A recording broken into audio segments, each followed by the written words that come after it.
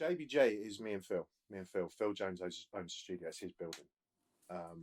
He's been in and around recording studios for years. He's basically, he is around here. He's like Mr. Studio. Everyone knows him, and he just built this. And I've been good mates with him. I mean, he was the guy that cut my first demo. He's the guy that cut my band's first record when I was about 14. And I remember then just thinking, this is what I want to do. I want to do this. I don't want to play the guitar. I want to do this. This is much more fun. So we just kind of always, I mean, he was old enough, he was old enough to be my dad then. He still is, obviously. But we just kind of became pals and kept in touch. And he liked to drink. And when I was old enough to drink, we'd started drinking. And he just kind of always flirted with the idea of, I'm going to build a studio. And it was like, all right, Phil, okay, yeah. No, I'm going to do it. And then nothing would happen for a year. He himself says he's a very slow starter, but when he does get started, it kind of goes, And he just had a lodger living in his house, some German guy who's a builder, and he couldn't pay his rent. He didn't have any work on. So Phil was just like, you know what? Don't worry about the rent. Don't worry about the work. There's the garden. Go and build me a studio. And that is literally what happened. And when it did start to happen, it happened very, very quickly. I couldn't believe it. I come around and he was like, "What do you think?" And it was like, "Whammy." And he was like, "It's yours. I want you to work it." I was like, "Oh, okay." I mean, I had a full-time job at the time. I was working for a utilities company. I took the jump. Left the safety and security of a full-time kind of corporate job, and started doing this. And best decision I ever made. The producer's role these days is very different to what it used to be, I think, and in some ways that's a good thing actually, because it means that you have to sort of broaden your skill sets and things.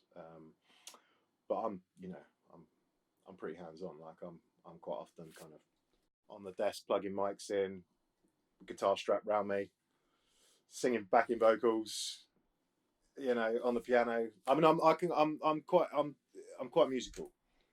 I can play piano. I can play guitar. I can sing a little bit. I can play drums. I wouldn't say that I'm like a session guy by any stretch of the imagination, but I can get through. I can, and quite often that's quite useful for sort of solo. I do quite a lot of stuff with solo singer-songwriters who maybe just play a bit of acoustic or something. So we can kind of build it, and if I can't do it, then we've got a great pool of session guys that work out of here. Really, really good players that are always like just great at kind of applying themselves to the project, and doing what's right for the song. It's a good team. I'm a bit kind of Quincy like that, kind of just pull in some ringers. I mean, I'd love to have been around like the sort of Spectre era, for sure. I mean, those records. Like, even though it's not my jam, like it's not the kind of thing that like I don't sit down listening to Phil Spector records all the time, but when I do, I always just kind of get this sort of like thing that happens to me, and it's like, wow, that you couldn't make a record like that now. It just wouldn't work. So I'd like to be, like to have been a fly on the wall there, certainly, and witnessed that kind of. I bet that was incredibly exciting. But equally, records sound pretty bloody good these days, and I wouldn't go back. I wouldn't go back to that. I think records these days are sounding about as good as they've ever sounded. I just try and keep the vibe here very relaxed. People that we have work here are all very relaxed. It's a very chilled out vibe. But we do. I had one guy in here recently had a panic attack. Nothing to do with the music or anything. He was a bit hungover, and he's a bit of a nervy kind of guy. And I've had those kind of experiences myself. Like, I've suffered from anxiety and stuff like that in the past, and had some panic attacks myself. So I just talk to people and just kind of just rationalise things and sort of put things into perspective and say, look, just really try and convey the image that this is supposed to be fun. I just try and make it as fun as possible, and just really try and, because that's how you get the best out of people. And at times when you're sitting here and you're doing take after take, you kind of want to get on the button and be like, but that's the worst thing you can do, you know. So just keep. I think you need massive amounts of patience to do this, really. Obviously, we like records to be successful. We've had a few that have been pretty successful. We've worked with a few bands who've done really well.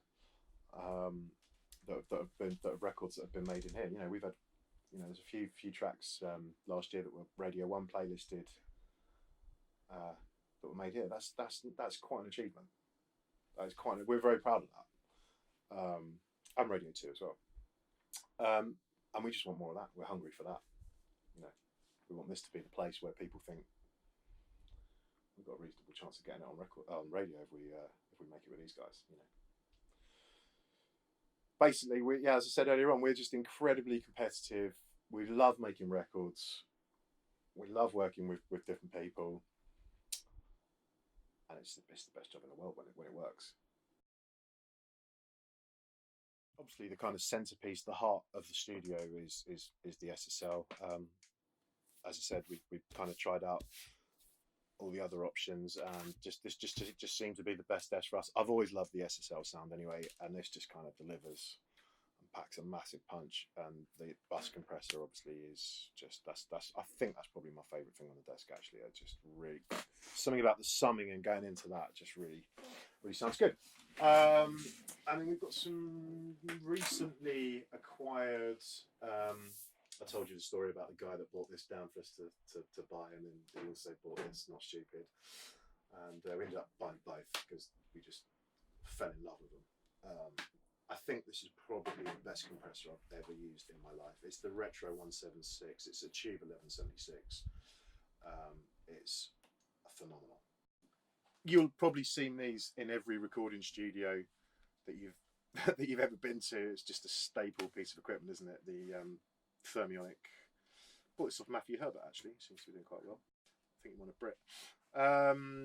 Phoenix compressor, GML, another one. GML 8200. I don't think I've ever been to a studio where they haven't got one of those. Just the most phenomenal EQ. A Blue Stripe 1176.